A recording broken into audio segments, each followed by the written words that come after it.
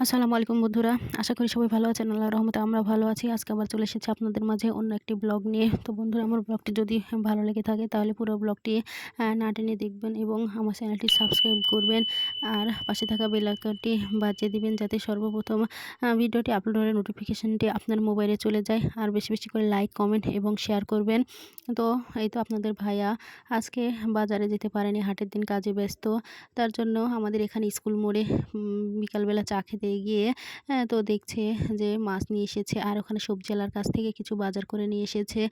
শসা, গরম তো পড়েছে, শসা আর আলু নিয়ে এসেছে। আলু লাগে প্রতিটা তরকারিতেই। তো আলু নিয়ে এসেছে। আর এই তো মাছগুলো নিয়ে এসেছে। মাছগুলো অনেক টাটকা, দেখে খুব ভালো লাগলো। আমি বলছিলাম যে আজকে তো বেলা চলে গেছে, প্রায় মাগরিবের আজান দিব দিব ভাব। তো এখন এগুলো এতগুলো মাছ নিয়ে এসেছো, কাটবো কী করে? তারপরে বলছিলাম যাক, ভালোই হয়েছে। মাছগুলো ৩০ টাকা করে পোয়া নিয়েছে, হাফ কেজি মাছ নিয়েছে। আর ছিল না, অতটুকুই ছিল, নিয়ে চলে এসেছে ৬০ টাকা দিয়ে। তো মাছগুলো অনেক টাটকা, এখনও লাফাচ্ছিল। আমি বলছিলাম সব বাজারগুলো ঢেলে আগে গুছিয়ে রেখে দিয়ে তারপরে এগুলো আবার ধুতে হবে। আলু তো ধুলে নষ্ট হয়ে যাবে। শসাগুলো ধুয়ে নিতে হবে, ধুয়ে রেখে দেব। আর মাছগুলো সব কেটে নেব। এখানে পুঁটি, তারপরে কিছু খলসা মাছ বলি আমরা। আপনারা কে কী নামে জানেন অবশ্যই কমেন্ট করে জানাবেন। আপনাদের এলাকায় কী নামে আপনারা ডাকেন, এই মাছগুলোকে চিনেন? তো খলসা মাছ আর পুঁটি মাছ ছিল। মাছগুলো অনেক বড় বড়, আর শরীরটা এত মোটা মোটা, মনে হচ্ছিল যে কত মাংস হয়ে আছে। তো মাছগুলো সব কেটে নেব। আর আমার শাশুড়ি বিল থেকে কিছু কচুরলতি তুলে এনেছে। তো এগুলো কেটে রান্না করব, কিন্তু এখন তো সন্ধ্যা হয়ে গেছে, আজকে রান্না হয়েই গেছে। তারপরে আপনাদের ভাই এগুলো নিয়ে এসেছে, তো আজকে আর এগুলো রান্না করব না। কিন্তু টাটকা মাছ, ওগুলো ফ্রিজে আর রাখবো না। ফ্রিজে রাখলে কেমন একটা খেতে, আমারই কোনো জিনিস ভালো লাগে না। আপনাদের ভাইয়া তো খেতেই চায় না। তো বলছিল টাটকা মাছ হাতে মেখে চচ্চড়ি করো, সেটা খেতে খুব ভালো লাগে টাটকা মাছের।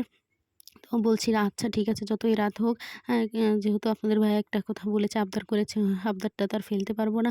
তো কেটে কুটে পরিষ্কার করে ধুয়ে নিয়ে এসে ওটা রান্না করে দেব। তো এখন চলে এসেছে আমের মৌসুম। তো সব তরকারিতেই আম দিলে খেতে খুব ভালো লাগে। আমি মাছগুলো কেটে নিব আজকে বিকেলে। আর বিকেলের সন্ধ্যার আগের যে হাঁস মুরগি সব ছাগল টাগল তোলা, সেগুলো আর আমি করব না, সেগুলো আমার শাশুড়িই করবে। ও সব কিছু তুলবে আর আমি রান্না করব।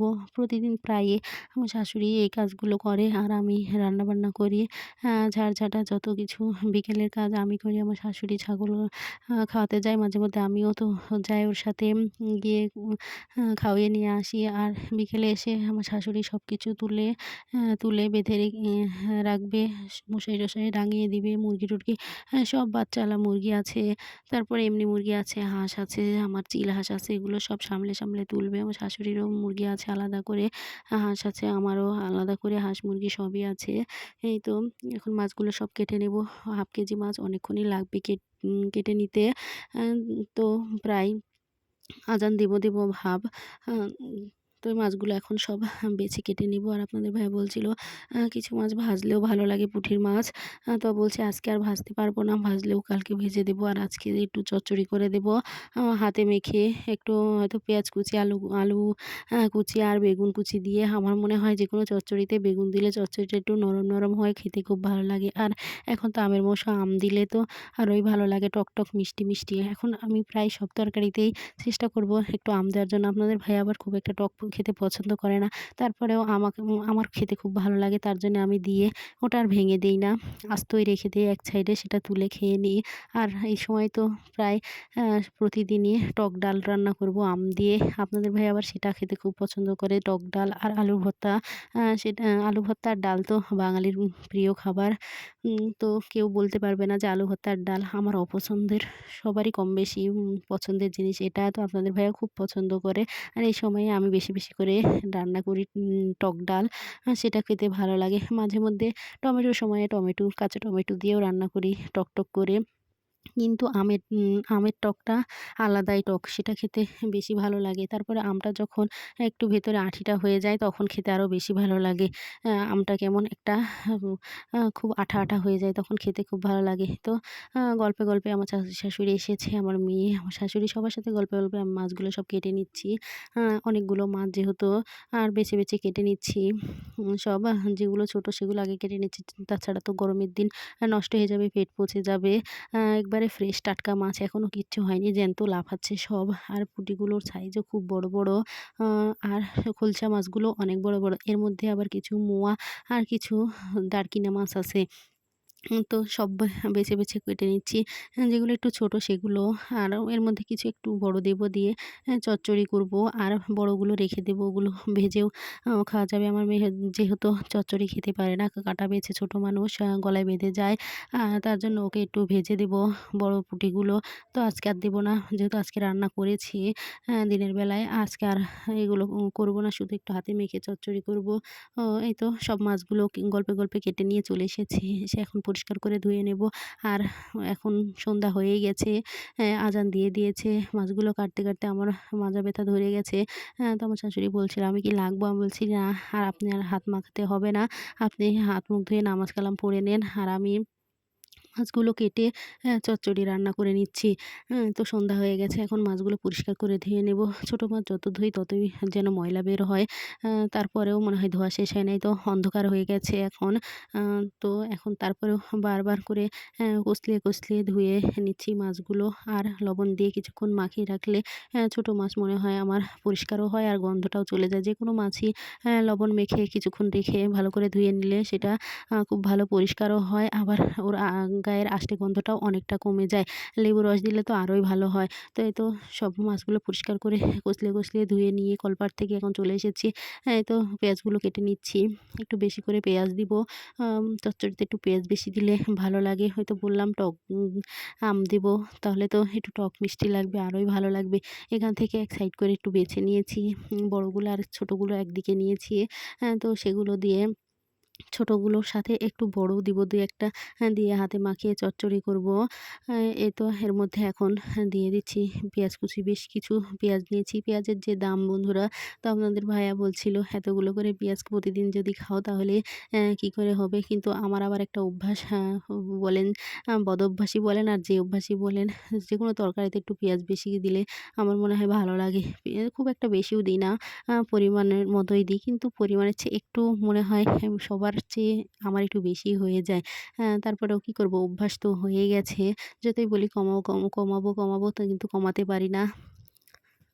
এখন গরমের দিন, খুব একটা আবার বেশি পেঁয়াজের তরকারি থাকতে চায় না, নষ্ট হয়ে যায়। একবার রান্না করে ডাবল যদি বেঁচে যায় সেগুলো আর খাওয়া যায় না, পেঁয়াজ বেশি দেওয়ার কারণে। কিন্তু আজকে তো চচ্চড়ি করব, সেটাতে তো আর কার্পণ্য করলে চলবে না। পেঁয়াজ একটু বেশি দিতেই হবে। চচ্চড়িতে যত পেঁয়াজ দিবে তত খেতে ভালো লাগবে। তো চচ্চড়িগুলো আলু কেটে, বেগুন কেটে, পেঁয়াজের সাথে এখন একটু কাঁচামরিচ চিড়ে দিয়েছি। আদা রসুন বাটা, হলুদ গুঁড়া, একটু সামান্য মরিচের গুঁড়া দিব। খুব একটা অতিরিক্ত ঝাল করব না, গরমের দিন বেশি ঝাল খেলে আবার পেটে সমস্যা হতে পারে। তো সবকিছু দিয়ে এখন হাতে মেখে নেব কচলিয়ে। আস্ত জিরাও দেবো কয়েক দানা। আর আদা রসুন জিরা একসাথে পেশা আছে, তারপরেও আবার একটু দিয়ে নিব। নিয়ে এখন ভালো করে কষলিয়ে নিব। আমার মনে হয় হাতে মাখানো আ যেকোনো তরকারি যত মাখাবে তত খেতে ভালো লাগে। আমার দাদি, মা, ফুপুরা ওরা তো বলে যতক্ষণ ধরে মাখাতে যত সময় লাগবে তরকারিটা খেতেও নাকি ততটাই টেস্টি হবে। তো এখন আমি বেশ কিছুক্ষণ ধরে এটা হাতে মাখিয়ে নিব। যতক্ষণ না এর থেকে পানি বের হয়ে আসে ততক্ষণ মাখিয়ে নিব। এই পানিতেই তরকারিটা হয়ে যাবে হাতে মাখানো চচ্চড়ি। সামান্য একটু হাত ধোয়া পানি দেব। হাত ধোয়া পানি না দিলে আমার মনে হয় যে ভালো লাগে না তরকারি। একটু হলেও পানি দিব হাত ধোয়া। তো সেই পানিতেই চচ্চড়িটা হয়ে যাবে। একটু আর উল্টে পাল্টে দিব না। শুধু ঢাকনা দিয়ে চুলার উপর তুলে দেব আর জাল দিয়ে দিব। বেশি অতিরিক্ত জাল দিব না, যাতে পুড়ে না যায়। আর খুব জোরে কমও দিব না। হালকা মিডিয়াম তাপে রান্না করব খড়ি দিয়ে। রান্না যেহেতু চুলার আঁচেই চুলার উপরে বসিয়ে রাখলে ও সেটাই হয়ে যাবে ওই তাপেই। আর চচ্চড়িতে তলায় একটু লেগে গেলে সেটাই খেতে ভালো লাগে। তো বেশ কিছুক্ষণ ধরে মাখিয়ে নিলাম। এবার এর মধ্যে মাছগুলো সব দিয়ে দিব। দিয়ে মাছ দিয়ে আবার কিছুক্ষণ ধরে মাখিয়ে নিব, যাতে মাছ আর সব পেঁয়াজ মশলাগুলো সব একসাথে মিক্সড হয়ে যায় ভালোভাবে। আমার মাখানো দেখে আবার হয়তো সবাই বলতে পারেন যে, "এত চাপ দিয়ে মাখাচ্ছেন আপু, তাহলে তো মাছগুলো সব উম উম এলে যাবে বা আ সব ঘাঁটি হয়ে যাবে।" না বন্ধুরা, তা হবে না। মাছগুলো ভেঙেও যাবে না, কিছু হবে না। আমি এমনভাবে আলতো করে মাখাচ্ছি যাতে আমার হাতে কাঁটাও না ফুটে, আবার মাছগুলো গলেও না যায়। তো এভাবে সবগুলো মাখিয়ে নিচ্ছি। মাখিয়ে নিয়ে এবার এর মধ্যে সামান্য একটু পরিমাণে পানি দিব। যেহেতু আলু দেওয়া আছে, আলুটা তো সিদ্ধ হতে হবে। যতই এর থেকে পানি বের হোক, চুলার জালে বেশ কিছুক্ষণ ধরে বসিয়ে চুলার উপরে রান্না করলে তাড়াতাড়ি রসটা মরে যাবে, আর তরকারিটা পুড়ে যাবে, তলায় লেগে যাবে বেশি। তার জন্য একটু পানি দিয়ে দিলাম। দিয়ে এখন ঢাকনা দিয়ে চুলার উপর বসিয়ে দিব। তো বন্ধুরা, আমার ভিডিও যদি ভালো লেগে থাকে, আবারও বলছি, বেশি, বেশি করে লাইক, কমেন্ট এবং শেয়ার করবেন। আর আমার জন্য দোয়া করবেন, আমার মেয়ের জন্য দোয়া করবেন। আপনারা সবাই সাপোর্ট করবেন। আপনাদের সাপোর্ট ছাড়া আমরা সামনে এগিয়ে যেতে পারব না। আজকের মতো ভিডিও এখানেই শেষ করব। সবাই আমাদের জন্য দোয়া করবেন। আজকের ভিডিও এখানেই শেষ করছি। সবাই সুস্থ থাকবেন, ভালো থাকবেন। আল্লাহ হাফেজ।